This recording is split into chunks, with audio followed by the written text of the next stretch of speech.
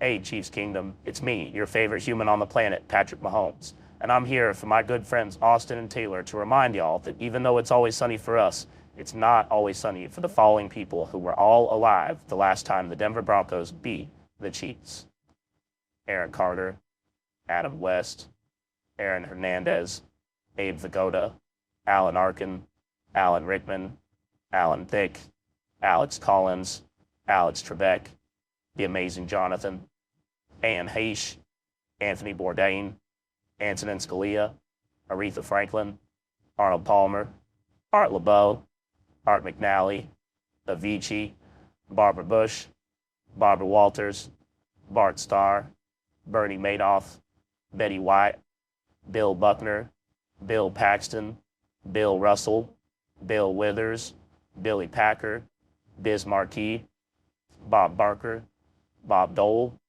Bob Einstein, Bob Gibson, Bob Lanier, Bob Saget, Bobby the Brain Heenan, both Siegfried and Roy, Boutros Ghali, Brian Dennehy, Bud Grant, Burt Bacharach, Burt Reynolds, Caleb Swanigan, Carol Channing, Carrie Fisher, Chadwick Boseman, Charles Manson, Charlie Pride, Charlie Daniels, Charlie Murphy, Charlie Watts, Chester Bennington, Chris Cornell, Chris Wessling, Christy McVie, Christopher Plummer, Chuck Berry, China, Cloris Leachman, Colin Powell, Julio, Cormac McCarthy, Dan Reeves, David Bowie, David Crosby, David Cook, David Rockefeller, David Stern, Debbie Reynolds, Demarius Thomas, Diamond, Diego Maradona, DJ Casper, DMX, Don Denkinger, Don Rickles, Don Shula, Donald Rumsfeld, Doris Day, Doris Roberts, Doyle Brunson, Dustin Diamond, Dwayne Haskins, Ed Asner, Eddie Money, Eddie Sutton, Eddie Van Halen, Elgin Baylor, Elijah Cummings, Ennio Morricone, Stell Harris, Fats Domino, Fidel Castro, Florence Henderson, Franco Harris, Frank Robinson, Fred Ward, Fred Willard, Freeman Dyson, G. Gordon Liddy, Gale Sayers, Gallagher, Gary Shandling, Gaylord Perry, Gene Wilder, George A. Romero, George H.W. Bush, George Martin, George Michael, Gil Brandt, Gilbert Gottfried, Gordie Howe, Grant Imahara, Grant Wall, Greg Robinson, Gunther Cunningham, Hank Aaron, Harper Lee, Harry Belafonte, Harry Reid, Herman Cain, Hugh Hefner, Ian Holm, Iron Sheik, Ivan Reitman, James Caan, James Lipton, Janet Reno, Jared Lorenzen, Jason David Frank, Jeff Beck, Jeff Gladney, Jeffrey Epstein, Jeremiah Green, Jeremy Giambi, Jerry Lee Lewis, Jerry Lewis, Jerry Sloan, Jerry Springer, Jerry Stiller, Jessica Walter, Jim Brown, Jimmy Buffett, Joe McKnight, Joel Schumacher, John Clayton, John Glenn, John Hadel, John Hurd, John Hurt, John Lewis, John Madden, John McAfee, John McCain, Jose Fernandez, Juice World, Junior Seavey, Kate Spade, Ken Block, Kenny Rogers, Kevin Conroy, Kimbo Slice, Kirk Douglas, Kirstie Alley, Kobe Bryant, Kofi Annan, Lance Reddick, Larry Flint, Larry King, Lemmy, Len Dawson, Leonard Cohen, Leslie Jordan, Lou Perkins, Lisa Marie Presley, Little Richard, Loretta Lynn, Louis Anderson, Luke Perry, Mac Miller, Madeline Albright, Margot Kidder, Mark Margolis, Marion Barber, Marty Schottenheimer, Mary Higgins Clark, Mary Tyler Moore, Max von Sydow, Mean Gene Okerlund, Meatloaf, M.F. Doom, Michael Collins, Michael K. Williams, Mike Ilitch, Mike Leach, Mike Williams, Mikhail Gorbachev, Nils Lane, Monty Hall, Muhammad Ali, Nancy Reagan, Naomi Judd, Neil Peart, Neil Simon, Nichelle Nichols, Nipsey Hussle, Norm Macdonald, Norma Hunt, Dallas Perez, Olivia Newton-John, Olympia Dukakis, Warren Hatch, Otis Taylor, Pat Bolin, Pat Summit, Patty Duke, Paul Allen, Paul Rubens, Paul Silas, Pele, Peter Mayhew, Phil Spector, Pope Benedict, Powers Booth, Prince, Prince Philip, Queen Elizabeth II, R. Cal Trueluck, Randy Meisner, Raquel Welch, Ray Guy, Ray Liotta, Regis Philbin, Rip Torn, Robbie Coltrane, Roger Ailes, Roger Moore, Ronnie Hillman, Ronnie Spector, Ross Perot, Roy Halladay, Rush Limbaugh, Rutger Hauer, Ruth Bader Ginsburg, Ryan Mallett, Scott Hall, Sean Connery, Shad Gaspard, Shinzo Abe, Sinead O'Connor, Stan Lee, Stephen Hawking, Stephen Sondheim, T. Boone Pickens, Takeoff, Tavares Jackson, Taylor Hawkins, Ted Kaczynski, Therese Paylor, Terry Glenn, Terry Jones, Tim McCarver, Tina Turner, Tom Petty, Tom Sizemore, Tommy Lasorda, Tony Saragusa, Tony Bennett, Trevor Moore, Tyler Skaggs, Vern Troyer, Vida Blue, Vin Scully, Vincent Jackson, Walter Mondale, Wes Unseld, Whitey Ford, Wilford Brimley, William Hurt, Willis Reed, Yogi Berra, Jordana Ventura, Zsa Zsa Gabor. Go Chiefs.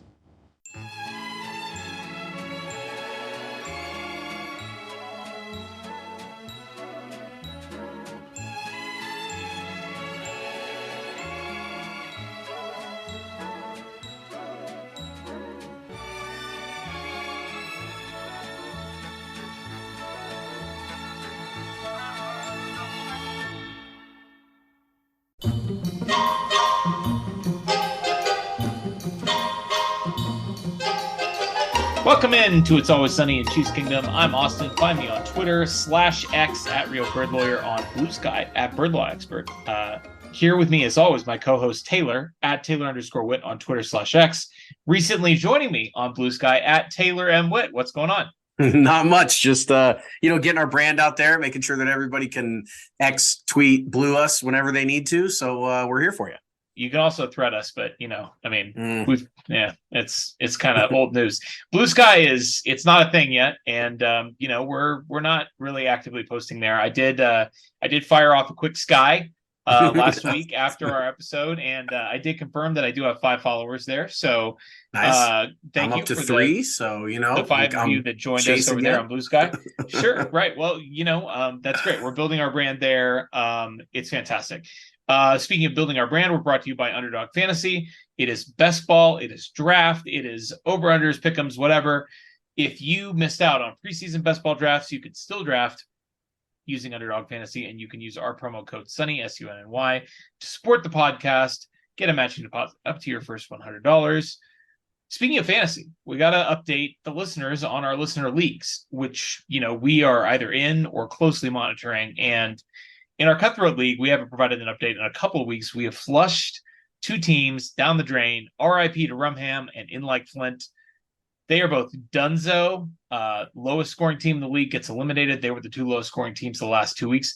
Congratulations, I guess, to Slinky Casey, who thankfully is alive. He didn't set a lineup for a couple of weeks and managed to stave off elimination despite not setting a lineup. He had Jamal Williams in there for a couple of weeks, who's on IR and was not playing in a league where, the lowest scoring team is out. Remarkable for him. We are both still alive, which feels great. Yep. In our Dynasty League, they have taken a victory lap a little bit too early for me. Injuries suck. Taken a horrible turn with injuries. I've lost Anthony Richardson in game 3 times this year. And this last time, he only got me 4 points before he got knocked out. Justin Jefferson with the hamstring injury hurts. And Javonte Williams also kind of hurts to have him out of the lineup there. King of the Birds Award, Jordan Screen in first place. And you are 1 game back, still leading and scoring in that league. So, you're feeling good about myself. Yep. I know I'm not going to get flushed down to redraft, or at least I'm pretty sure. So that's what you got to watch out for in that dynasty league. I honestly completely forgot that we were relegating the bottom 2 teams, which I guess speaks to my confidence in my team. I'm certain that I will not get relegated. Famous last words. Yeah, right. But in the redraft league, which we are not in, but we are commissioning, German Chiefs' reign at the top of the redraft league has sadly come to an end. He has also been hit by the injury bug. He's lost a couple of games in a row now. We warned him it would happen, and we can only hope that he is able to rebound and retain his dominance. Doughy Fresh and his team Spaghetti Day is now in first place. The current scoring leader, Wolf Hair Inconclusive. Love you guys. An amazing team name, both of those. Currently in 7th place, but because we know ball, we've implemented a wild card system. Wild card. If his team doesn't turn things around in the win-loss column, he will still make the league. He'll still make the playoffs as the highest scoring team. So, assuming he's the highest scoring team by the playoffs. Sure, of course. And who can say? Who knows what will happen? Fantasy is entropy and randomness and death. Can I make a quick plea real quick? Sure, of course. Yeah. We need more listeners, guys. It's not really something that we like to do or putting these types of messages out there, but just tell one Chiefs fan that might not be listening to the show. That'd be cool. That'd be something that we just want more people. We put on the best show on the damn planet about the Chiefs, and we want more people to listen to it. It's true. And then, we would hopefully be able to attract some more sponsors, and then we can get paid to do the podcast again. And then, we can take fancy vacations and buy courtside seats to see the Lakers. And, yeah, sure. Mix it up with Jack Nicholson. Give you guys another jersey giveaway, kind of stuff that, we were doing earlier on. So just please, if you like the show, just tell one person about it. That would be a huge help. Yeah. Tell your friends, tell Taylor Swift fans, get us turned around. Same thing. Get us some numbers. We had a great show, as always. We've got news. We've got what is happening. We've got our Week 5 recap, the Chiefs defeating the Vikings in Minnesota. And we've got, on a short week, we're recording this on Tuesday night, Chiefs taking on the Denver Broncos on Thursday Night Football. But first, quick update on the injury. Obviously, with a short week, the Chiefs did not practice yesterday. They did put out an injury report, and the Tuesday injury report is looking good for the Chiefs. Everyone on the active roster who isn't on injured reserve did practice. We have a couple of guys limited. Travis Kelce, obviously, we'll talk about his ankle injury in Minnesota. He did not practice yesterday, or would not have practiced if the Chiefs had been practicing. He did get in a limited practice today with that ankle injury. Nick Bolton still working his way back. 2 limited practices in a row, but still no full participation for him. And George Karlaftis limited with a hamstring injury, both yesterday and today. Everyone else, a full go. Dana, McDuffie, Snead, Tony, Tranquil, and Matt Dickerson all listed on the injury report, but all full goes. Looks like everybody's going to be good to go for Thursday. Yeah, definitely trending in the right direction.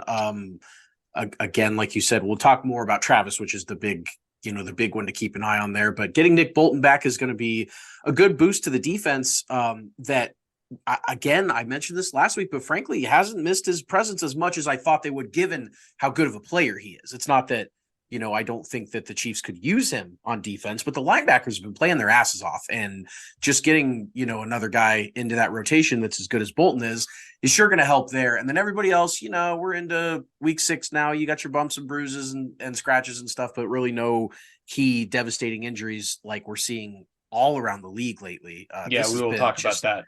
Just a crazy injury bug the last couple of weeks. So all in all, Chiefs are in good spot.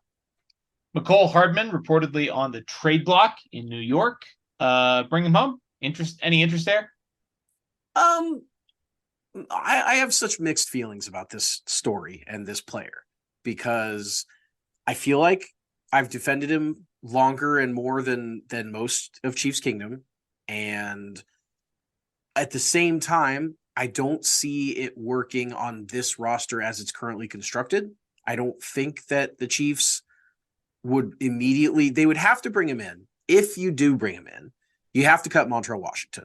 because you're not going to add another wide receiver and cut another position. You've got to cut a wide receiver. And McCole Hardman can return punts and McCole Hardman would be he would take over Montreal Washington's spot, exactly, and he would be the primary returner and primary punt returner. And I just don't know, if he was good enough to be the Chiefs' primary punt returner, and I know the Jets really like their rookie punt returner, but like you would think that he would be getting on the field, like sure, getting something. He has one catch this year. There's got to just be, he must have lost a step or whatever the case may be. There's got to be more to the story here, but no, I like the guy. And look, if the Chiefs did announce that they were bringing him back and it was a late round pick swap that doesn't matter, and they cut somebody that I don't really care about, like I'm not going to be up in arms about that potential move, but like I don't see the logistics this year. Do you?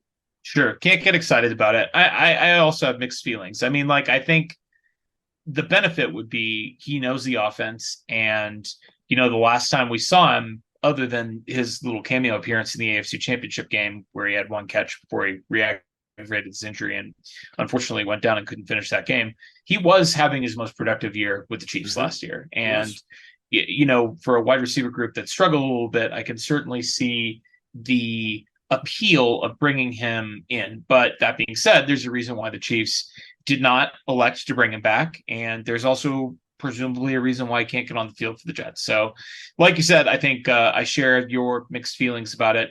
We'll see what happens with McCole. In Tavis news, that's Taylor Travis. It's a portmanteau of those two names for those of you that are not familiar.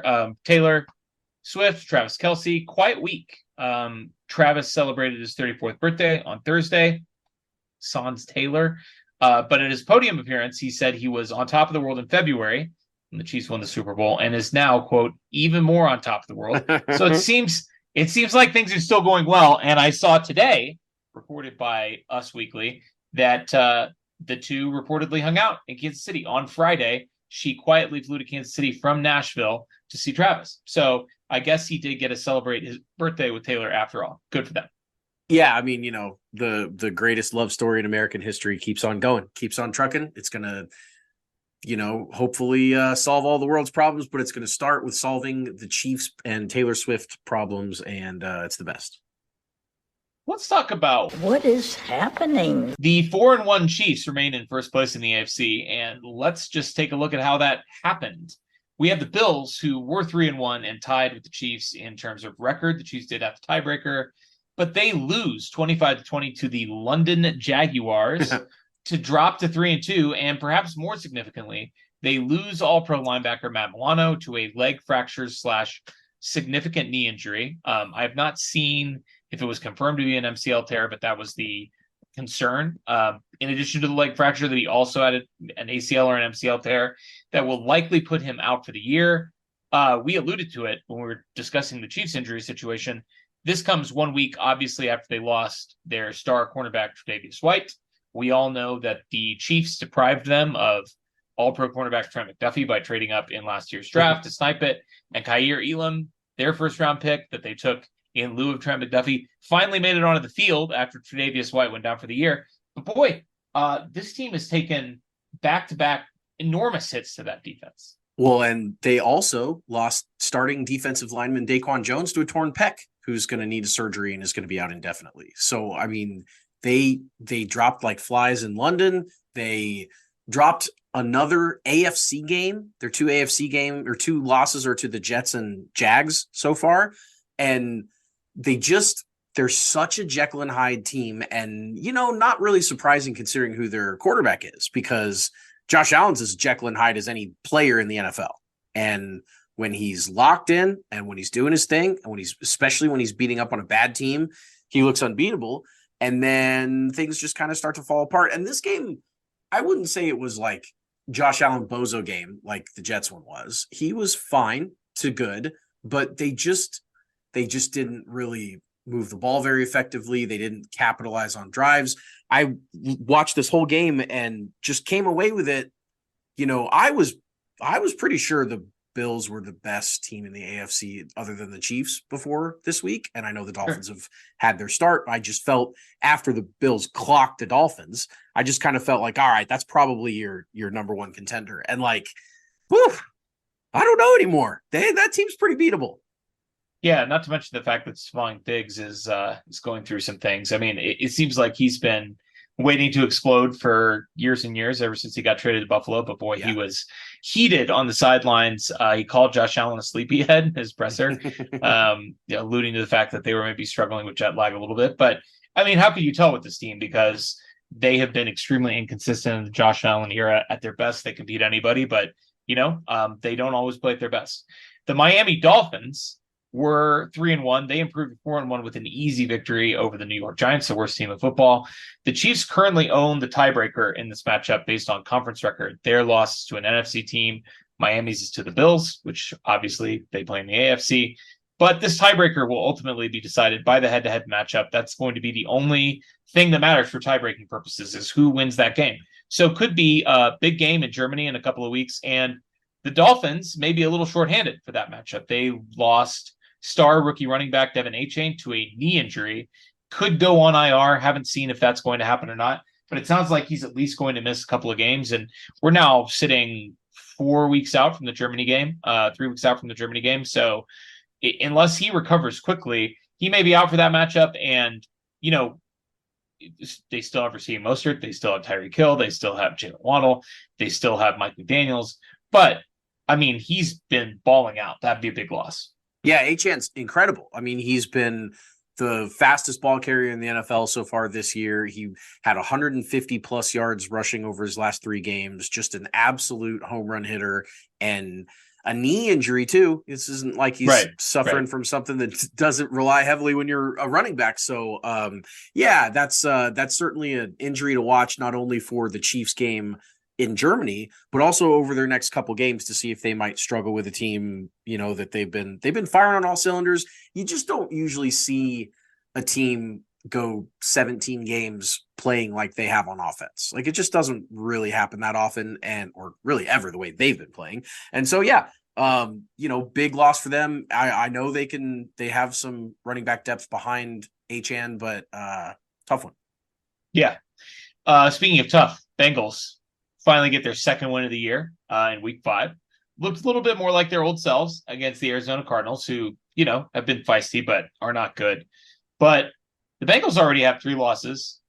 They have still on the schedule the Seahawks, the Niners, the Bills, the Jags, the Chiefs, not to mention 4 AFC North games and a couple of feisty AFC South teams, the Texans and the Colts, both still on the schedule, both playing dramatically better than we expected. So despite getting back on track and despite Joe Burrow looking much, much healthier, I don't know what they did to his calf from last week to this week, they're still a team that is hovering on the edge of disaster. And we can only hope that somebody just gives them that little shove over the edge. Now, I'm a little confused on this point, because we're talking about what is happening. We're talking about the relevant teams in the AFC, and then you're just kind of throwing in some poverty, no ring trash franchise here. Like, are we going to talk about the Titans next? Like, where does this show go? Why are we talking about just the dregs, the bottom feeders of the AFC? We've got to move on to important business. Okay, let's move on. In the AFC West, these are also poverty teams, but they do play in our division. But they're relevant. We do need to talk about them. One of the teams is a team the Chiefs play this week. The Raiders squeak out a win over the Packers, but the story of the week was the Nathaniel Hackett revenge game in Denver after Sean Payton called Hackett's performance last season, quote, one of the worst coaching jobs in NFL history. The Broncos became the 3rd team in the last 15 seasons to lose 3 times as a home favorite in the first 5 weeks of the season in a 31-21 final. And this game was chock full of just hilarious little nuggets. Russell Wilson driving with 30 seconds left in the game, down 3 at his own 40, comes away with a hilarious fumble 6 that the Jets run back for the game-clinching score. As Russ came off the field, Sean Payton was seen asking Russ why he didn't throw to his hot read, the running back. We did not get Russ's response to that, but it's probably because he still can't read a defense, even though the guy's 34 years old. Cameras also caught Robert Saleh appearing to tell Sean Payton to, quote, stay humble in the post-game handshake, which obviously, given everything that's been going on, would be a perfectly appropriate thing to say to Sean Payton. Robert Saleh denied saying this. He said he's going through it right now, so no point in piling on. Which is almost worse. Yeah, that is pity. Yeah. But really having listened to a couple of different audio drops, I and the afternoon radio hosts here in Denver, who were talking about it yesterday and today, are convinced that that is what he said. The alternative would be that he said something like stay healthy, but it sure sounded like stay humble to me. And I really want to believe that that is what Robert Saleh said to Sean Payton because he deserves it. Yeah. Yeah, he absolutely does deserve it. And, no one enjoyed that win more than Saleh and Nat Hackett. I mean, that was a absolute, they had that game circled since the offseason. And despite not having Aaron Rodgers, they put up 31 points. This Broncos defense is just abysmal. The Jets got another safety, second week in a row of getting a safety. This one was legitimate. Russell Wilson pathetically tried to throw the ball away as he was getting sacked in the end zone. Just a really bad play there. The Jets also scored on a Breece Hall 72-yard touchdown run, one of those classic one-play drives that you love to see. Lots of Greg Zuerlein field goals in this one. Then, of course, the fumble 6 at the end of the game. So despite only having one offensive touchdown, they scored 31 points with that safety, fumble 6, and a bunch of field goals. So, just another classic Denver loss. We have much more on the Broncos later on when we preview the upcoming Broncos game. But this was just another they're dropping to 1-4. They're losing steam quickly on the season. I mean, everybody's ready to fire everybody. You just love to see it. They traded Randy Gregory, which we're not going to talk about later, so we should mention that. Yep. James Palmer mentioned that the sense in the locker room is that they are getting ready for a teardown, which for a team that for the what are they going to tear down? Year, for a team which for the 50th year in a row thought that they were, going to win the Super Bowl. Pretty hilarious outcome so far for the Broncos. Let's talk about the Chiefs' Week 5 victory over the Minnesota Vikings. Chiefs get it done 27-20. We had the pleasure of watching this game together in person in Kansas City. We had a little wedding in St. Louis over the weekend, and we're able to watch the game together. Just give me your kind of initial take on this game. Yeah, it was like not as stressful as it felt like in the moment. Like when I look back on this game, I'm like, actually, it was pretty fine NFL game as far as the pace and the outcome and all that stuff.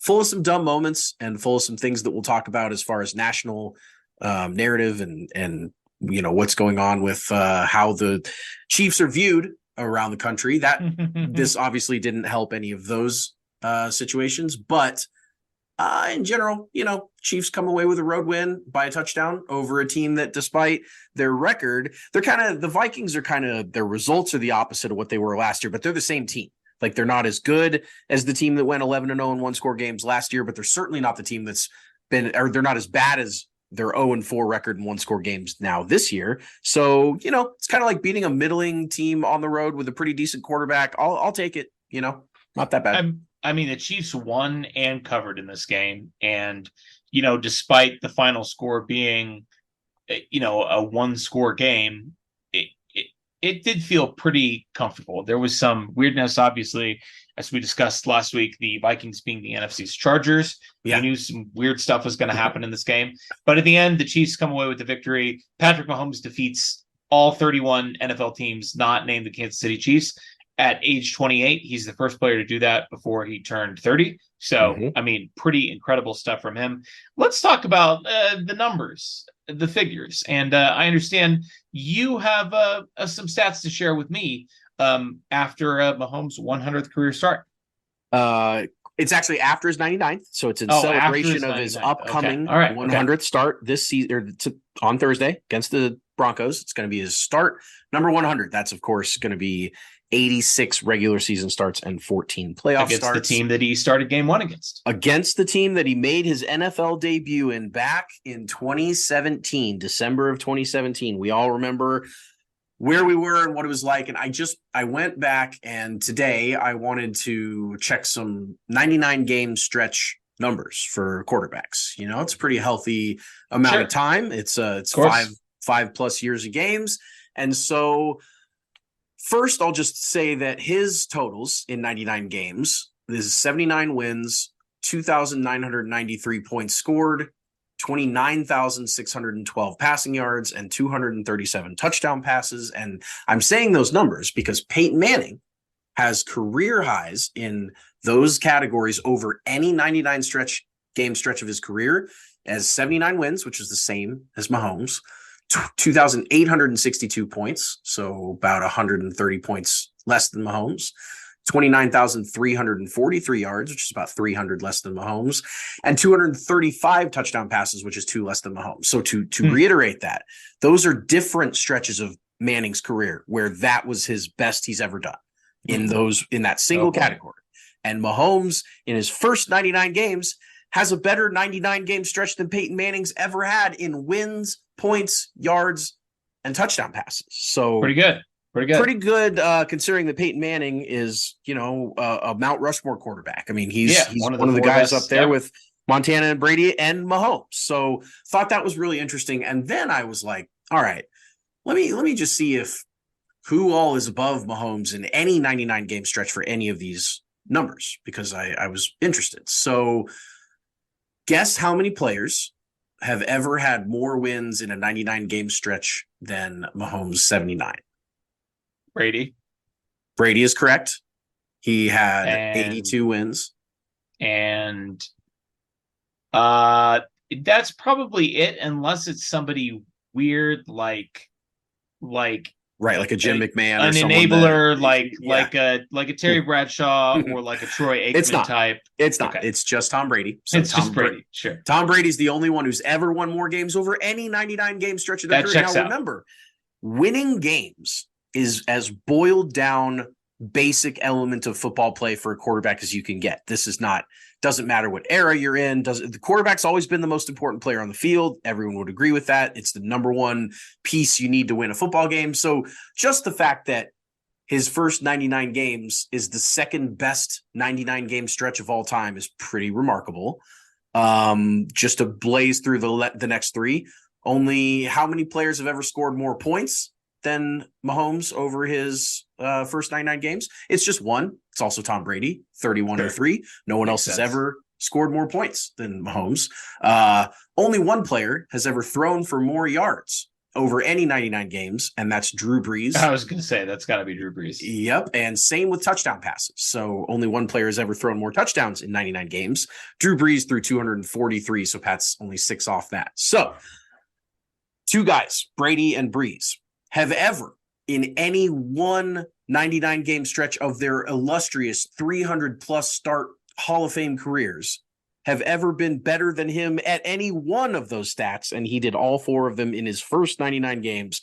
Just wanted to go over that because 100 games is a huge milestone in the NFL. We all know how good Mahomes is. We all know that he plays in a passing era and all this other, and he's got Andy Reid and Travis Kelce and all the things that everybody bitches about. But at the end of the day, this is not only the best start to a career that we've ever seen. This is the best stretch of football that anyone's ever played for 100 games. This is it. This is peak performance. And he began his NFL career with 100 games of peak performance. It's impossible. Amazing. Incredible. Can't wait to see what he does in the next 100. We've got 3 quick ones here from our guy, Matt McMullen. The numbers, the figures. The Vikings blitzed Patrick Mahomes on 56% of his passing attempts yesterday. We talked about this in the previous show. Very blitz-happy team. On those dropbacks, Mahomes completed 17 of 23 passes for 152 yards, 9 first downs, and 2 touchdowns. That's a passer rating of 120.2. Maybe they shouldn't have blitzed him so much. We knew that was not going to work very well, and sure didn't. Kansas City is the only team in the NFL to allow no more than 21 points in a single game this season. Additionally, in terms of offensive points, the Chiefs have not allowed more than 20 offensive points in a game this year. Obviously, the only game where they allowed more than 20 points included a pick 6 in the Lions game. So they're the only team in the NFL to do that through 5 games in the season. And that includes even these vaunted defenses. The Cleveland Browns have allowed more than that. And the Chiefs have now converted. They converted the 3rd and 15 in this game and in the Jets game as well. They've converted a 3rd or 15 or longer on a league most 4 occasions this season. The rest of the NFL has converted 11 of those plays combined The entire rest teams. of the league. 3rd and 15 or longer, the Chiefs have converted 4 times. The rest of the NFL has done it 11 times. That's 31 other teams that have played 4 to 5 games each, and they have done it 11 times. The Chiefs have done it almost half as much as the entire rest of the league combined. Thanks to our guy, Matt McMullen, for those stats. You can find him on X/Twitter at KCChiefs_Matt. Great follow there. Appreciate him as always. You got a Chiefs system for me, buddy? You know it, baby. The Chiefs always win their football games by following a tried and true system known as the Chiefs system. That is, of course, C, create drama, H, handle adversity, I, inspire hope, E, engage physically, F, finish strong, and S, separate entirely. So we're going to go through and we're going to talk about the game in the context of this Chiefs system. And of course, you have to start out and create some drama. A lot of times the drama is created right at the beginning or pretty close to it. This one was pretty ho-hum because, number one, Taylor Swift was not in the audience, so there was no buzz, there was no juice. About a minute 21 to go in the first half, speaking of our girl Taylor, down 13-10, with Travis Kelce going down with a non-contact foot/leg injury. Just a terrifying moment. As you mentioned, we were watching this game together. Pretty scary to see the number one player on the offense that's not Mahomes have a non-contact fall to the ground. It was bad. That was just dramatic. I still am kind of queasy thinking about it. What'd you remember about that play? Yeah, I mean, it was horrifying because this was 3rd and short and he didn't get the first down and he went down. I mean, like he collapsed. He literally could have fallen forward and gotten the first down. And then he just collapsed. He went straight down like a sack of potatoes. And, not being a medical expert, like a lot of times what you're looking at when a player goes down like that is their body language. And the body language was not good. He obviously he reacted as if it was something that, could be season ending. And so often with those types of plays and those types of injuries, especially on artificial turf, the Chiefs were playing, on artificial turf in Minneapolis. Those are, that is an Achilles tear or, a lower body injury that could keep somebody out for the year. It was incredibly dramatic and not in a good way. I mean, no, it was terrifying. It was horrifying. It was. So drama created, but the Chiefs handled adversity. They handled adversity by capping that drive that Kelce went down when you very much could have, kind of retreated into a shell and been shell-shocked and all that. They had a game-time field goal at the halftime buzzer. They marched down the field and Butker hit a 40-yarder to go into the half, tied at 13, so they could kind of regroup. They could check out Kelce's ankle and, just a little bit more of a positive momentum going into halftime. So, I mean, as far as handling adversity goes, when a guy goes down, to not freak out, that's got to be pretty hard on some of those guys to not do that. Especially, Mahomes gets so much credit for being cool under pressure and all that stuff that he is. He certainly is. But he's also a 28-year-old that just saw his best friend potentially be lost for the season. He didn't know how serious the injury was. And he knows that he's been relying heavily on Travis for his whole career. And to have him still maintain that drive and go down and get some points, adversity handled. Yeah, I do want to very quickly correct. It was 2nd and 1 that Travis went down with that game. Sure. And Jerick McKinnon came right back the very next play on 3rd and short, which is, obviously a major bugaboo for the Chiefs, and converts with a 7-yard run off left tackle. And then the Chiefs are able to go down the field and get the field goal with, Justin Watson, wide receiver 1, showing up with a big 23-yard gain down the field. Noah Gray coming up big with a 12-yard gain in there to get the Chiefs down the field and kick the field goal. And, I mean, really everybody deserves credit for it, but you have to give special credit to the quarterback.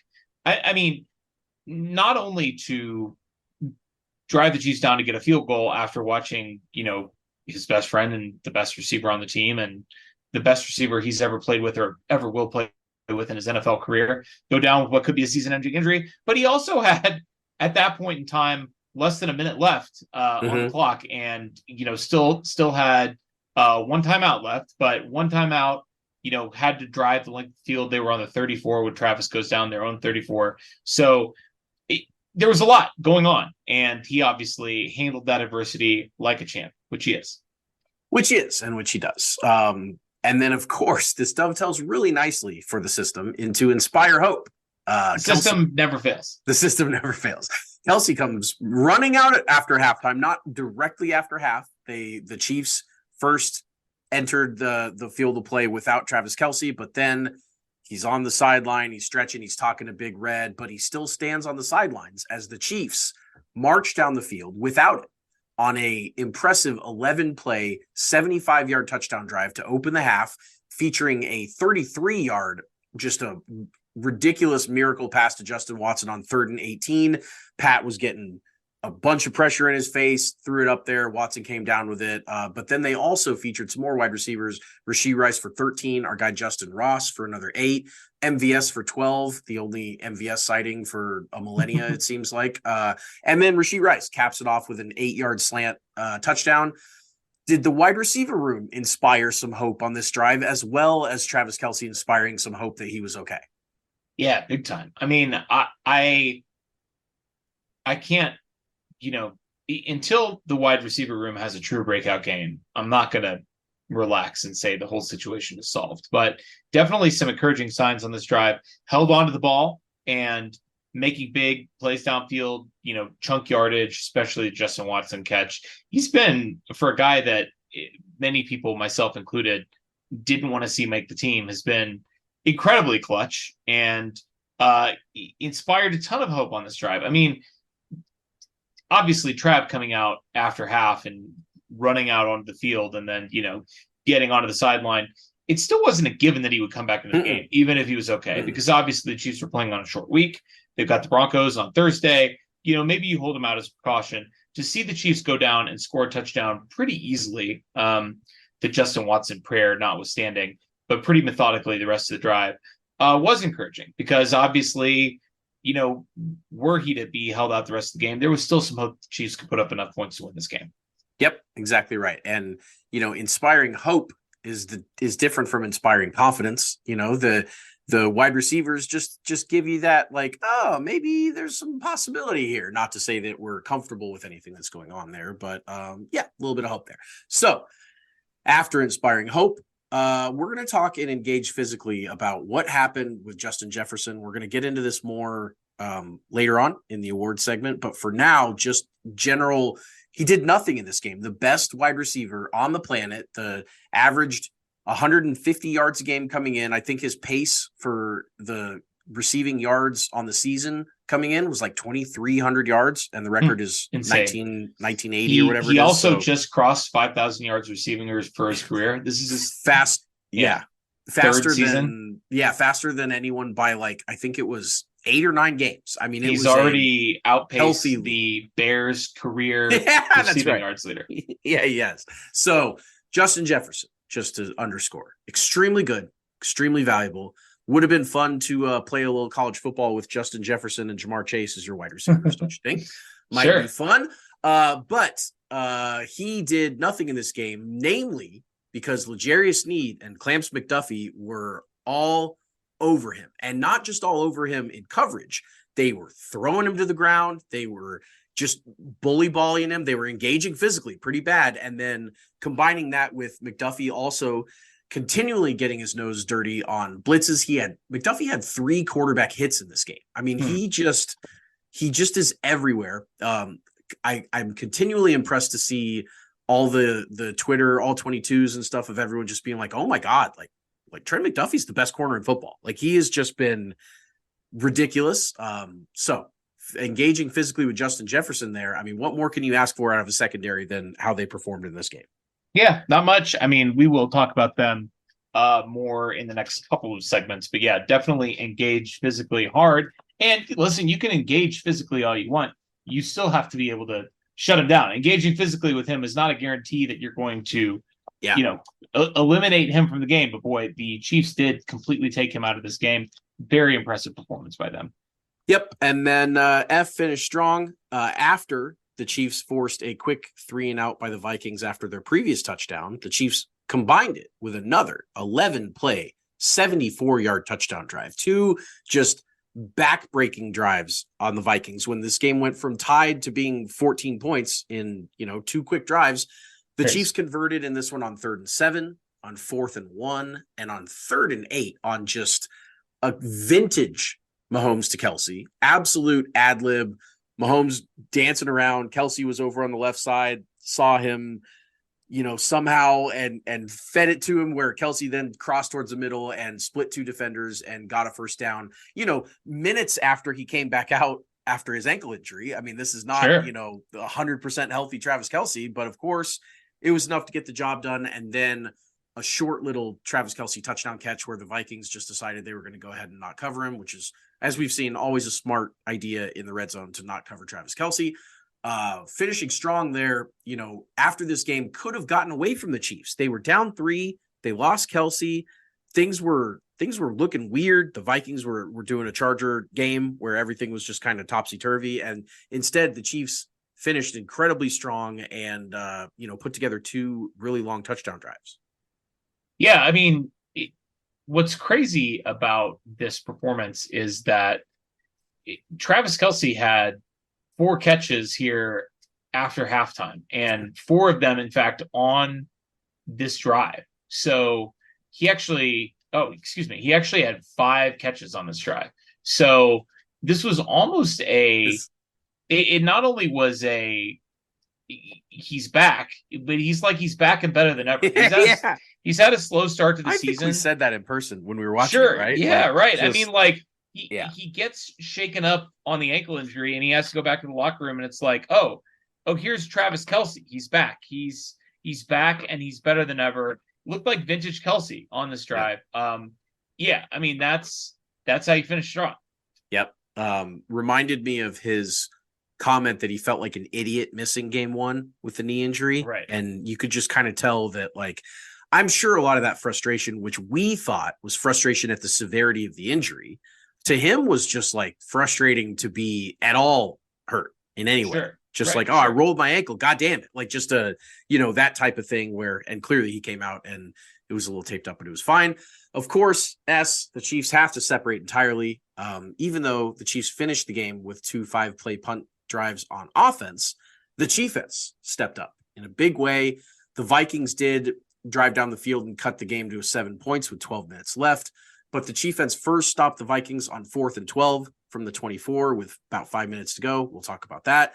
And then by sacking Cousins with 5 seconds left and the Vikings driven all the way to the 38-yard line, they were trying to throw up a Hail Mary to potentially tie that game. I'm sure they would have gone for 2 if they had hit the Hail Mary. I mean, the game was still in balance, and the Chiefs just found a way. Mike Dana with the game-sealing sack there. Really, really impressed by the Chiefs' performance against a tough and an explosive Vikings offense that, yes, Justin Jefferson was limited. He had left the game by this point with a hamstring injury, but Kirk Cousins is a hell of a quarterback. I think everybody knows that now. And I mean, they've got some players. They've got, Jordan Addison and KJ Osborne and some guys that can really, really scoot. And for the Chiefs to hold them to the 20 points in this game was pretty remarkable. Sure. And whatever you think about Kirk Cousins, the guy is the author of the largest comeback in NFL history last season. And he's also the author of the 4th largest comeback in NFL history. That's correct. He played for Washington. You like that game? Yep. Yes. So it's not like the guy, whatever you think about him, it's not like the guy couldn't have possibly drove down and tied the game in this situation. Driven. Sure. Yes. I'm going to posit that I think the narrative around Kirk Cousins is changing. And I don't know if some of that was because of quarterback. I don't think it hurt him at all. I mean, certainly, I think a lot of people watched that and realized how tough he was and likable, even though he's a little bit milquetoast, but he definitely is a good dude. And I just felt like I don't see as much Kirk Cousins hate online as I used to. Although, the bright lights still aren't very kind to him. But in general, everyone agrees that he can throw the football. Yeah, absolutely. I mean, this was even without Justin Jefferson out there, this was, this is a gotta have it drive. And the Chiefs came up clutch as they have pretty much all year. That's the Chiefs system. Another win for the Chiefs. We've got a segment that we debuted last week that is back by popular demand, and we were calling it Objection, That's Lawyer Talk, which is a sunny drop. Taylor pulled that out. It was working great. And then we had our loyal listeners tell us that we should have called it What Are the Rules? And that's what we're going to call it. So let's hit the drop.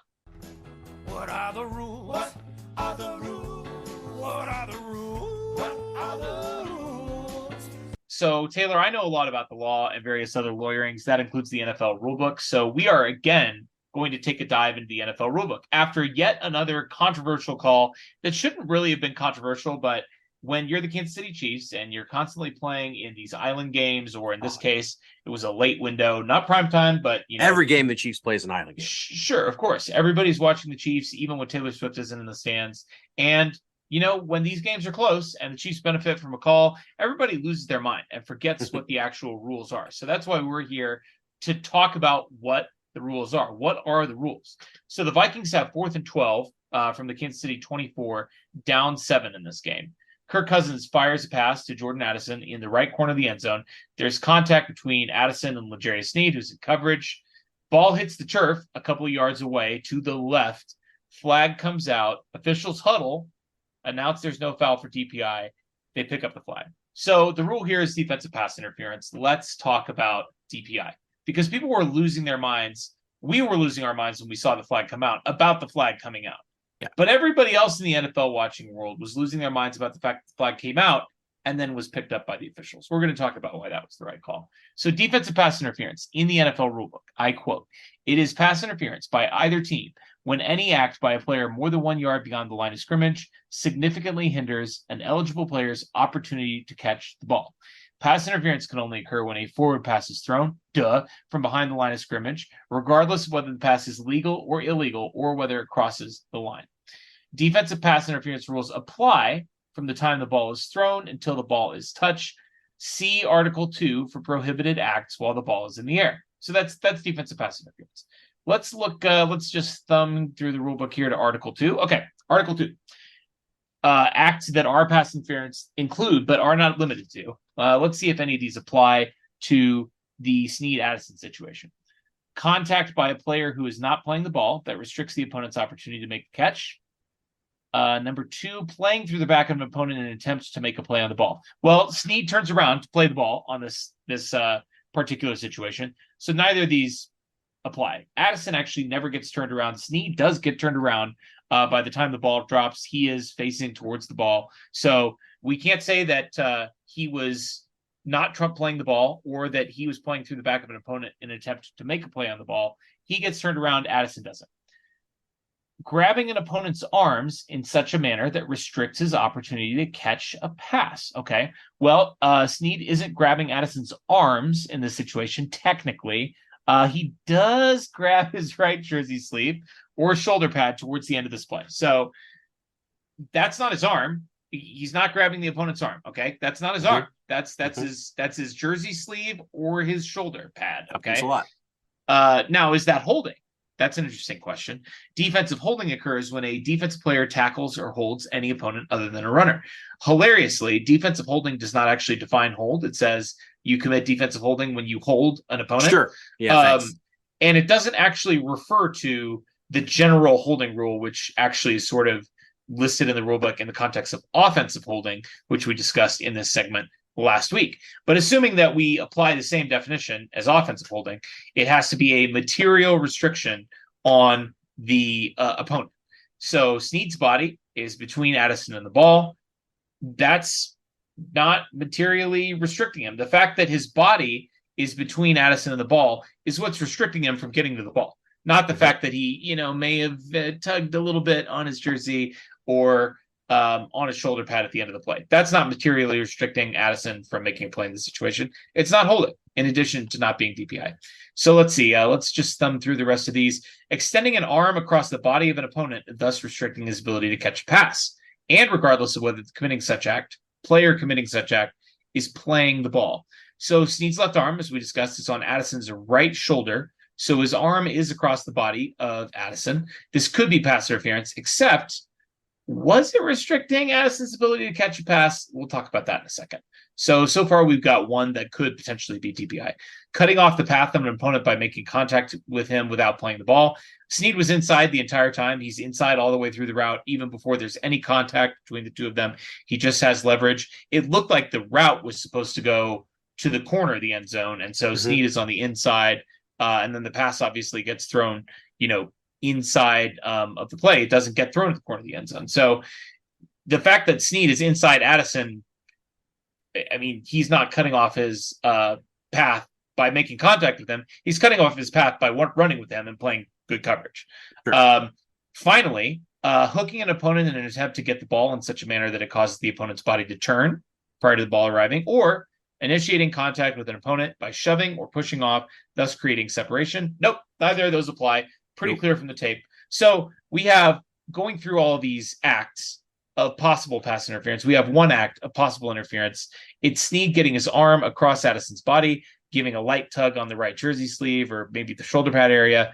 Here's why that's not PI. So PI, by definition, you have to significantly hinder an eligible player's opportunity to catch the ball. And that's the definition of PI. This particular subsection of PI says extending an arm across the opponent's body, quote, thus restricting his ability to catch a pass. So, Taylor, what do these rules imply? They imply. What do they imply? What do they imply? I'll tell you what they imply. To borrow a legal concept here, the interference here has to be a but-for cause of this incompletion. In other words, the receiver would have caught the ball but for the fact that he was interfered with, right? Mm-hmm. So you can't call PI on a receiver that's on the other side of the field from where the ball is thrown, right? Because that player is not being targeted. They're not trying to get him to catch the ball. And so none of these scenarios, by definition, you can't significantly hinder an eligible player's opportunity to catch the ball if he has no opportunity to catch the ball. So the old uncatchable rule. From that rule alone, just from that wording of the PI rule, we could extrapolate the old uncatchable rule, which is to say that a ball has to be catchable. The guy has to have an opportunity to catch the ball in order for there to be PI. The NFL, unlike holding, which we discussed last week, actually has made explicit these exceptions in Rule 8, Section 5, Article 3.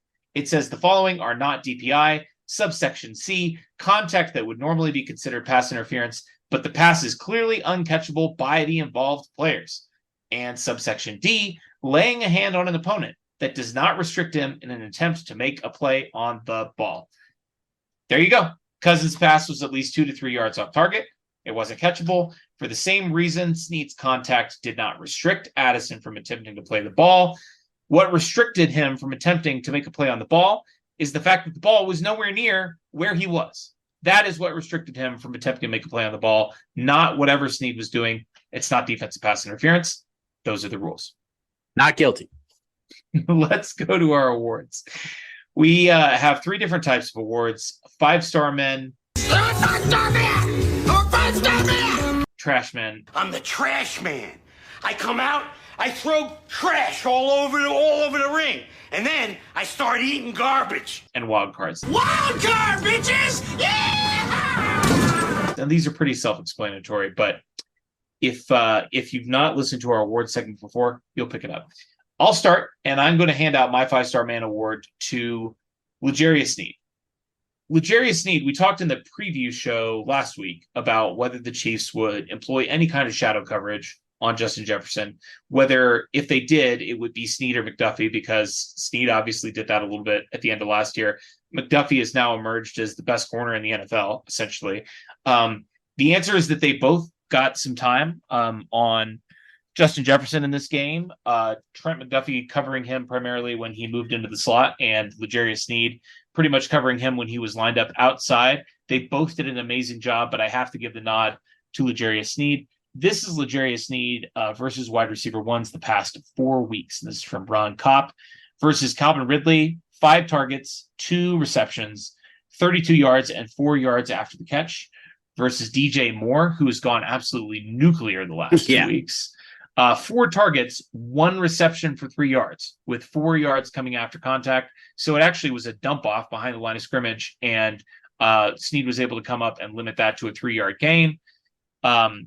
Versus Wilson last week. 6 targets, 3 receptions, 24 yards, and 3 yards after contact. Garrett Wilson, Offensive Rookie of the Year last year. Snead shut him down as well. And then versus Justin Jefferson, who, as we discussed, was on a 2,300-yard pace, who crossed 5,000 yards, midway into his 3rd season in the NFL. 3 targets, 2 receptions, 14 yards, 6 yards after the catch. 44% catch rate, only 17 yards after catch allowed on 8 receptions against these 4 elite wide receivers. Unbelievable play from L'Jarius Sneed, 5-star man. Unbelievable. Wish we've had more spotlight on LJ in the past. Just kind of the nature of, sure. We tend to be offensive minded, and the box score is easier to kind of stand out as a 5-star man that way when you get the ball. But certainly has been an awesome part of the defense, and love to see him out there doing his thing. Good 5-star for you. I will pick the toughest son of a bitch on the field on Sunday. That was Travis Kelce. 10 receptions on 11 targets for 67 yards and a touchdown, including 5 on that ridiculous drive after he came back from his injury. Huge 3rd down conversion on that scramble drill. Just tough as shit. Just ready to go out there and get his nose dirty and do whatever he needs to do for the team. And we are so lucky to have Travis Kelce. We always talk about how lucky we are to have Patrick Mahomes. And to a lesser extent, we always talk about how lucky we are to have Andy Reid, because we are incredibly lucky to have those two people be Kansas City Chiefs. But I mean, the trifecta right up there with those two. Travis Kelce is a game wrecker on offense, and he showed that you can knock him down, but you can't keep him out. He was awesome in this game. Yeah, and we don't hand out these awards purely on the basis of the box score. His box score was impressive, but like we already discussed, I mean, like, it was kind of more than, just the fact that he made 4 catches on that 1 touchdown drive, including the touchdown there in the second half to put the Chiefs in great position going forward in that game. It's how he looked on that drive. And really, after he came back from the ankle injury, I felt like his second half in this game, after he dinged up his ankle, was probably the best he's played all year. Yeah. Definitely worthy of the 5-star man award for Mr. Travis Kelce. Mr. Pfizer, I guess I should say. Let's turn to our trash man. So let's play the hits. I'm going to take Sky Moore. 2 for 2, 11 yards in this game. I will say this tweet has since been deleted, but Bobby Stroop, Patrick Mahomes' trainer, since the tweet is gone, I can't give you the exact language, but he did tweet about Sky earlier today, and he basically said, Sky is getting open, and he's working hard, and he's earning Mahomes' trust, and the ball will find him. And then he deleted that tweet, and he didn't say why he deleted that tweet, and he has not reposted that tweet. So it could be that, I mean, there could be a lot of different explanations for that, but typically if Bobby is posting something like that, it's because it's coming directly from his client, Patrick Mahomes, the quarterback of the Kansas City Chiefs. And, I guess one possible explanation is that Bobby tweeted that and Patrick Mahomes read it and he said, ooh, Bobby. I'm not going to get him the ball. I'm not going to get him the ball. I do not trust him. I do not like him. He's a trash man, and please delete that tweet. I don't know that that's why, but his performance this season and in this game has been anything but inspiring. Unfortunately, another trash man award for him.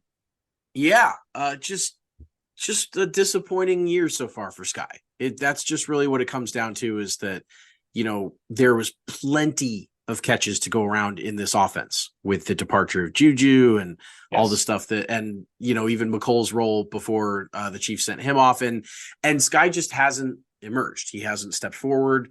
It's year 2 for him. The learning curve stuff is all out the window. You got to produce. You got to produce in your second year in the NFL, and he's not. So 2 catches for 11 yards. Trash man. And again, you said, let's play the hits. I don't even really need to go over this. Everyone at once, let's say it. Clyde Edwards-Helaire as the trash man. 3 carries for 4 yards. Get the fuck out of here. Like, he's just, we need to like eliminate these awards, honestly. Like, we are just going to pick the same. We're definitely going to pick Clyde every single week. And, Sky's been a whipping boy. But yeah, just terrible. Yeah, he's not a dynamic football player. His time has passed on this offense and probably in this league. He doesn't look like he's a very effective player anymore. Sorry, Clyde. You seem like a good dude. All right, let's turn to the wild cards. These are people that are capable of anything, and my wild card nomination is Chief Special Teams Coordinator Dave Toub. Okay, so Sure. In order to be capable of anything, you have to have some bad with the good. That's sort of the quintessential wild card flag that we're planting for these people, players and coaches. And listen, Chiefs return game was fine in this game. Montreal Washington has been decent. He hasn't caught the ball up. He had one kick return for 20 yards, punt return for 8 yards, held onto the ball. Harrison Butker, again, perfect in this game. 3 extra points made, nailed both of his field goals. He's been perfect on the year, both in terms of field goals and extra points. Tommy Townsend was good in this game. Legolas? Yeah, Legolas, 46.7 yards per punt, average 58-yard punt in this game. He's been really good this year. The reason Dave Toub is on the wild cards is because for the second time this year, the second time in 5 games, the Chiefs gave up a conversion on a fake punt. And not only did they give it up, it was in an obvious fake punt situation where the Vikings had the ball at midfield and they were down. And it was such an obvious fake punt situation that I, in fact, called it. I said, they're definitely going to fake this. And they did fake it. And they got it. And Dave Toub said this week that they knew they were going to run a fake punt. So, he acknowledged, he basically came out and said, we knew they were going to run a fake punt, and, blamed essentially it on the players, the execution. Like, if you know they're going to run a fake punt, you got to stop the fake punt. Like, the whole point of a fake is that it should only work if the other team doesn't know you're going to do it. If you surprise them. If you know that the other team is running a fake, you should stop it 100% of the time. And acknowledging that there's different ways to run a fake punt. There's little trickery and shine that you can put on it. If you know the other team is running a fake, you should be able to stop the fake. The Chiefs now, 2 times this year, have allowed the opponents to convert on fake punts. And Toub acknowledged, the more times the Chiefs let teams do that, successfully run a fake punt, the more times teams will do it. And the more times we will see. I mean, coaches are not running fake punts every week. Like, the number of fake punts in the league, it feels like anecdotally has decreased dramatically from, the days of my youth. But people are going to keep doing it if the Chiefs continue to show that they can't stop it. And listen, I'll give the Lions credit. That was not an obvious fake punt situation. They were deep. They were deep in their own territory. It was early in the game. This was at midfield. It was short yardage. The Vikings were behind. This was such an obvious fake punt situation. The Chiefs apparently claimed that they knew it was going to be a fake punt and they didn't stop it. That's bad. That's bad. It doesn't undo all of the good that the special teams have done through 5 weeks, but you got to get that cleaned up. Yeah, definitely wild card behavior. I have so many thoughts about this. Number one, how do you scout the other team and know that they're going to run a fake punt against you? Sure. Where question. What key do you pick up on? Because the Vikings haven't faked a punt this year. Sure. So, what intel did Dave Toub get to be like, oh yeah, it's coming this week? Like, what are you watching their practices? So that's always been surprising. Number two, the play was dope. I don't know. It was a good play. I don't know how much credit or blame Dave Toub gets when they hike it directly to the up back on the right, and then he hands it off to jet action from the left up back coming around the right side. The direct snap and then handoff is something that I don't think I've seen a fake punt, or at least certainly don't remember.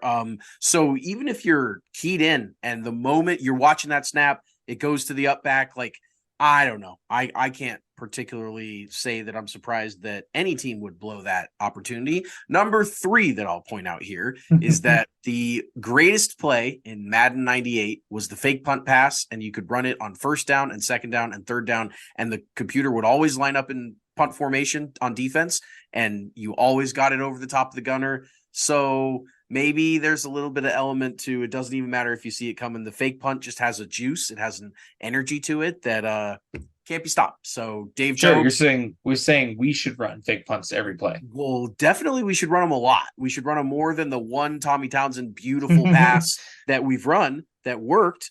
And then the We Albert should. Wilson up the middle in Atlanta. I mean, they're Sure. I mean, definitely. the Chiefs have been spicy on some fake punts in Andy Reid's tenure, but and we should never be punting anyway. So, I mean, that's right. Yeah, I would much rather try a fake punt than give the ball to the other team. You kidding me, bro? So that's what I'll say about fake punts. Dave Tobe, you are a wild card. I am going to nominate another wild card who is capable of literally anything, and that's Justin Ross. I don't believe, or I think this is maybe the second, possibly third time Justin Ross has been my wild card.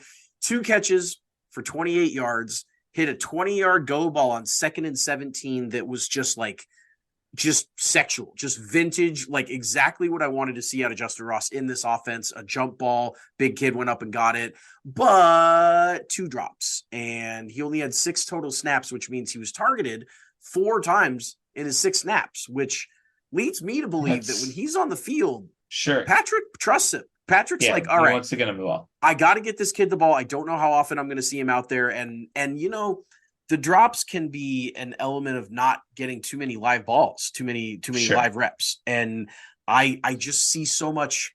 I sound like a fanboy. I've seen so much potential out of him since day one. He brings a body type that the Chiefs don't have. He brings a skill set that they don't have. Just get our guy the ball. That's all I want.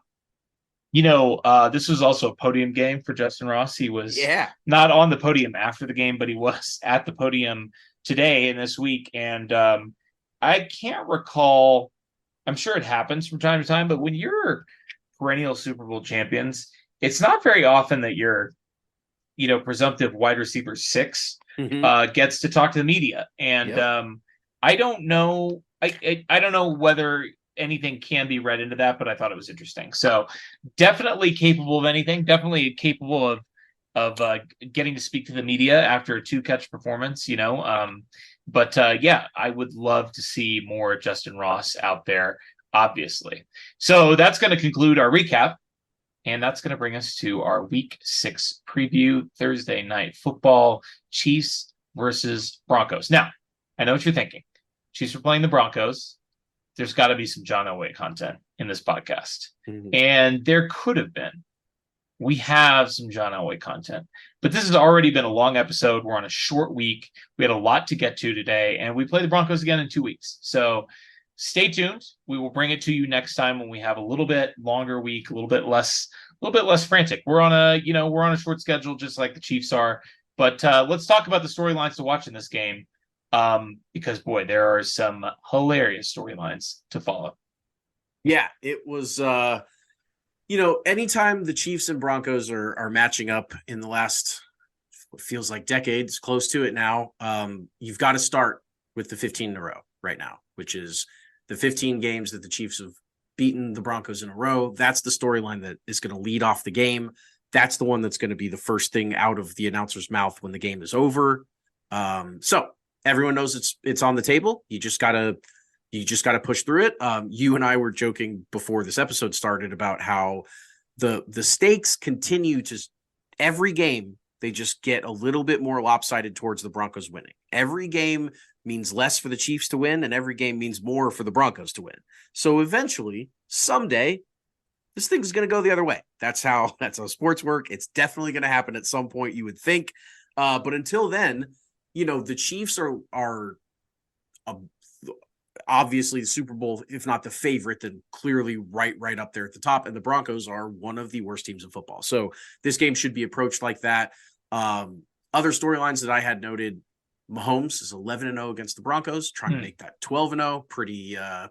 Ownage, yeah, pretty soon he's gonna pass John Elway for wins against the other team. And he's still 28.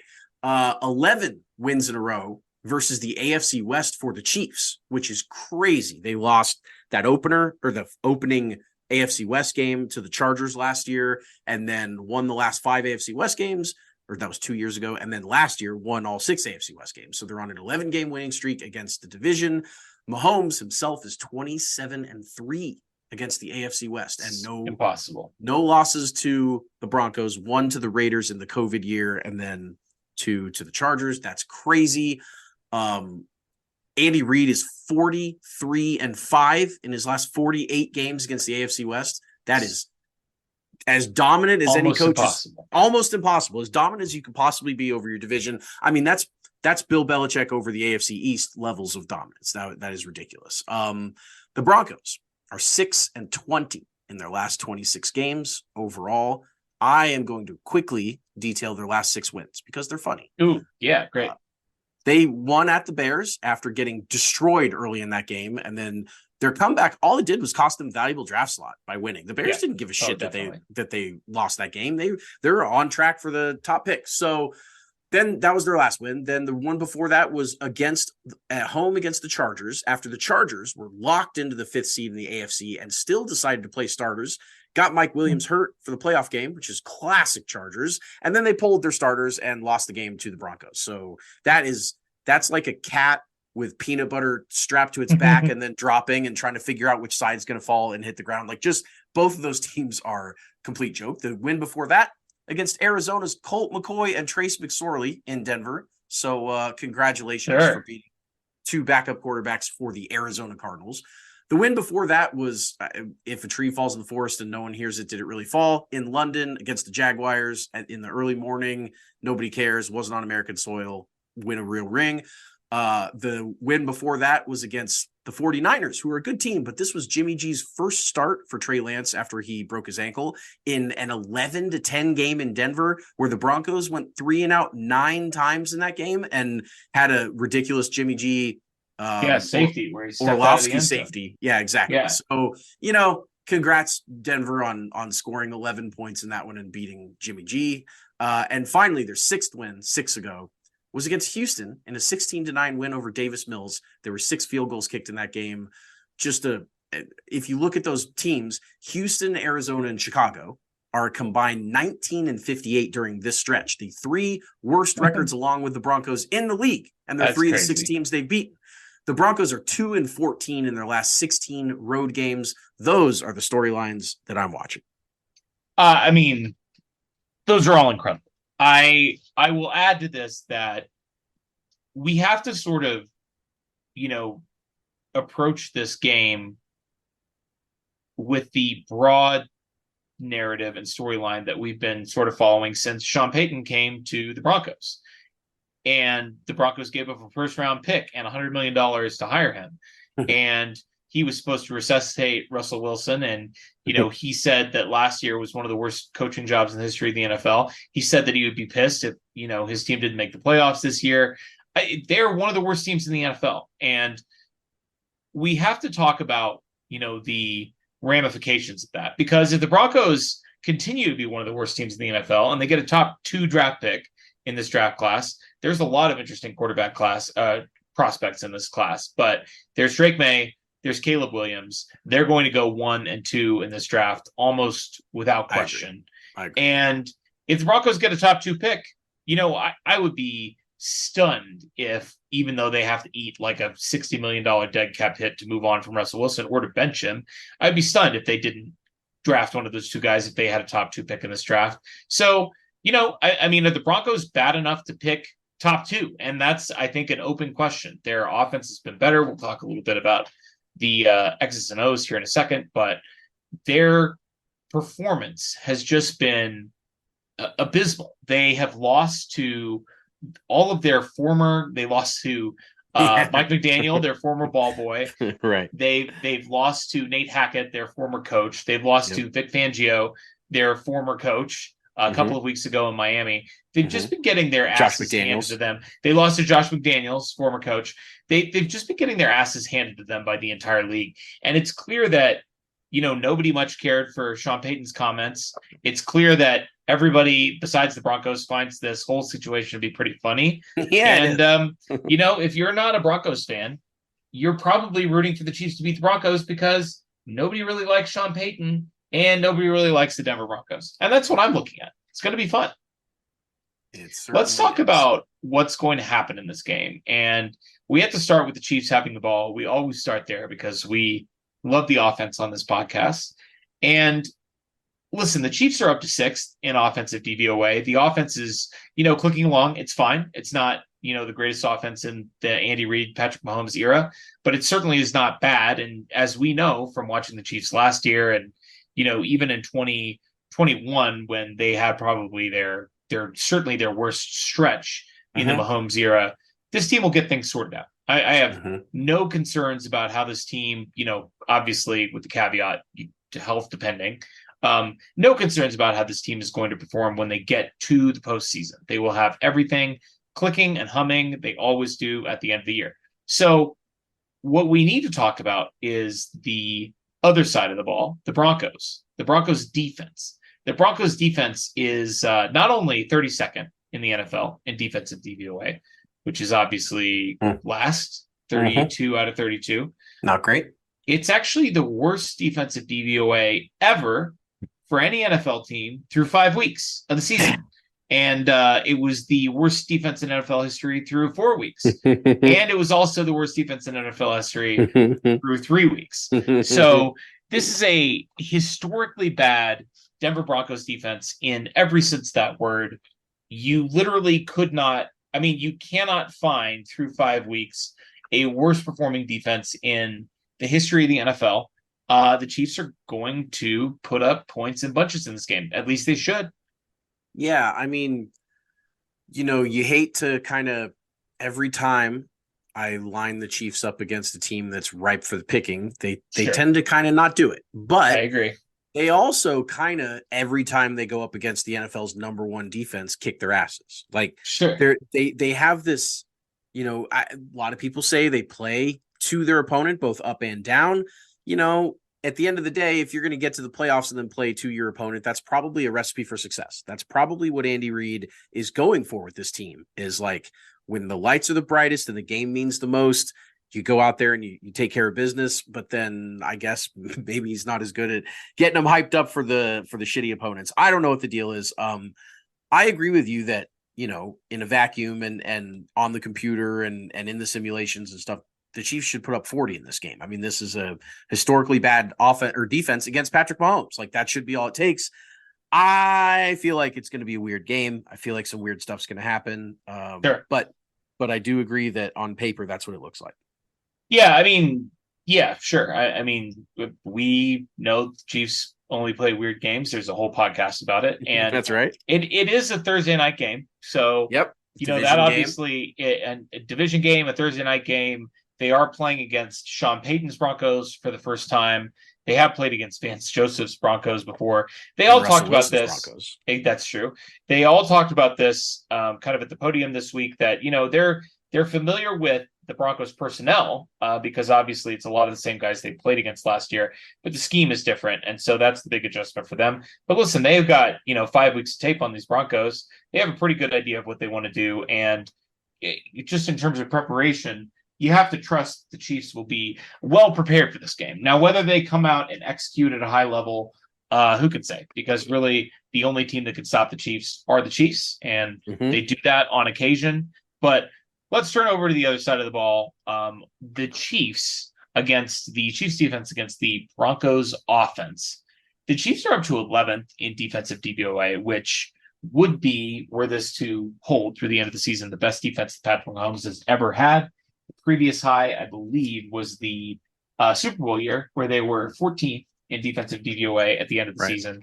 Right. And, they're already comfortably above that. And he's not going to be back for this game, but Charles Omenihu will be back after next week. The Chiefs have reinforcements waiting in the wings. They have, at this point, 2 lockdown cornerbacks. Trent McDuffie and L'Jarius Sneed are both playing at an elite level. And I think, it's crazy to think about all the different units on this defense that could be the best we've seen in the Mahomes era. The cornerbacks, certainly the way that they're playing right now, this 100%. Is the best cornerback group that the Chiefs had in the Mahomes era, with McDuffie and Sneed and whoever else you throw out there. It could be McDuffie and whoever else. I mean, sure. Yeah. But obviously with Jalen Watson and all the other guys they've got back there in the secondary, they've got some horses in that room. If you look at the safety room, this probably is not the best safety room they've had, but it's serviceable. The linebackers, this is by far the best linebacking unit they've had since Mahomes has come into the league in 2018. It's not even really close. They've had legitimately bad linebacking for the vast majority of Mahomes' career. This is the best linebacking group in the NFL. And Remember the Nick Bolton 100-yard touchdown run or 100-yard fumble recovery against the Broncos? Yes, at I home do. In Arrowhead. I mean, I sure do. he might come back for this game. He might want a little bit of juice from that.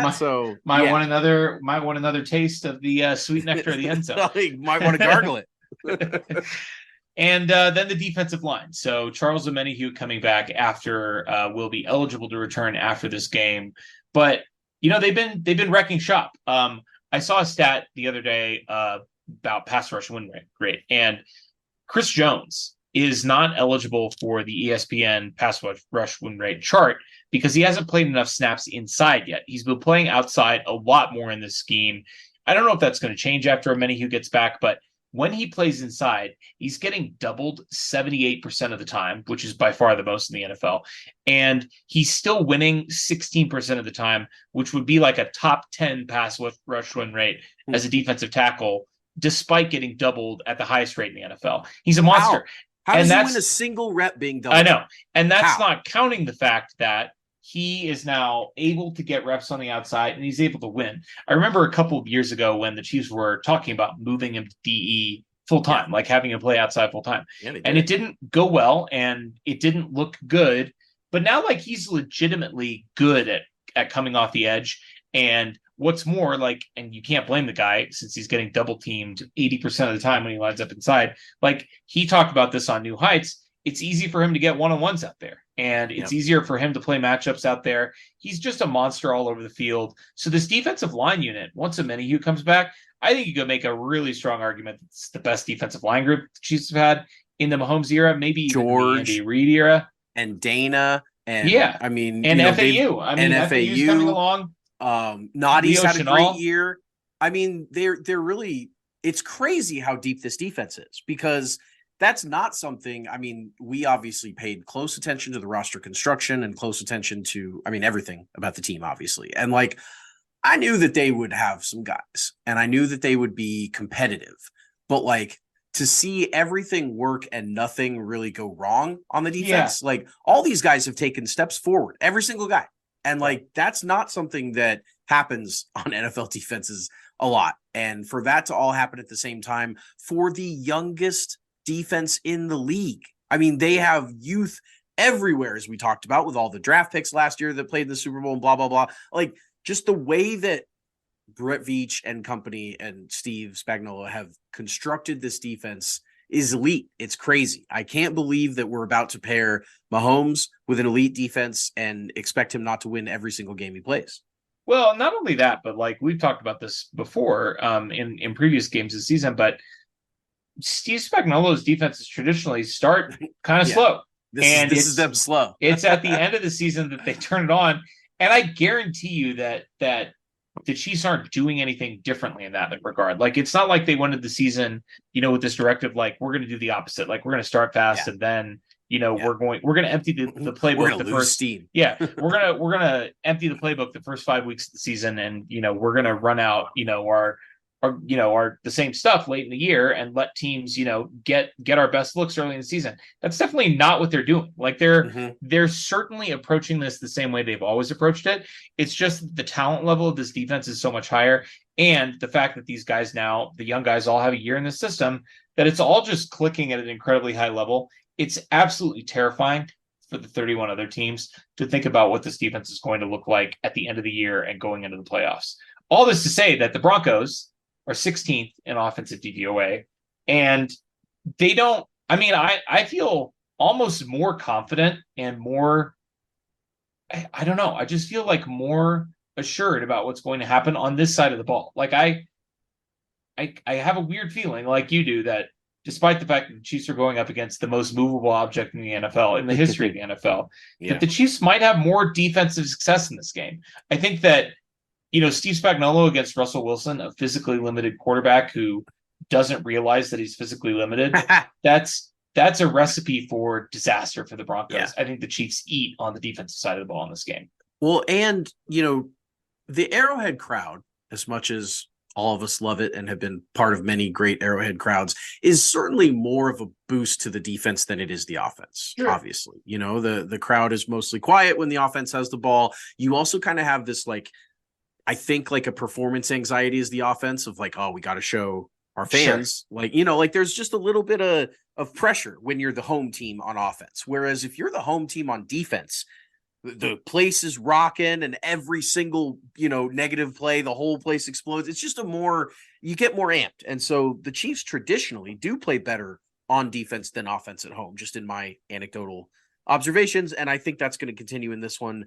I do think that, obviously the Chiefs are going to score a little bit. I don't think the Broncos defense is going to hold them down, but I just think that anyone that is expecting this to be this laugher of a 40, 50 point game or something like that, like watch a little bit more Chiefs football first. I mean, that might happen. Let's be clear. It might. That is very much in play. It's just we're not going to predict it. Quick X factors in this game. We've heard a lot about how the refs favor the Chiefs and, how we're the absolute darlings of the NFL. And I even saw some Cincinnati fans collecting some Mahomes-themed gay erotica where he's kissing a referee. And, that's the definition of rent-free, my friends. But the Broncos are actually, in fact, the most penalized team in the NFL currently. They have committed the second most offensive penalties, and they've committed the most defensive penalties. The Chiefs are pretty high in this category in the Mahomes era. I think I read that they have committed the third most penalties since Patrick Mahomes became the starter in 2018. But they are only ninth in offensive penalties this year. They're 28th in defensive penalties, which if you've watched this defense over the last 5 or 6 seasons, like this was the grabbiest defense in the NFL. And they were just getting, it used to be a point where you could not watch this defense get an incompletion without being like, where's the flag? Like just an automatic trauma response that, okay, we stopped them, but like, we're going to get there was holding on this play or there was DPI. Well, and that's because they had lack of talent. That's because they didn't have the guys back there to make they didn't have plays without Clarence McDuffie. Exactly. So, I definitely agree with you that traditionally this defense gets flagged a lot, but guess not this year. Not anymore. So I don't want to predict this game, except that I will say the Chiefs will win. Do you have a prediction for me? I'm going to go, I'm going to do a specific score because it's fun. I'm going to go Chiefs 24, Broncos 3. I love it. Chiefs extend the streak. See you guys next week. It's always sunny in Chiefs Kingdom.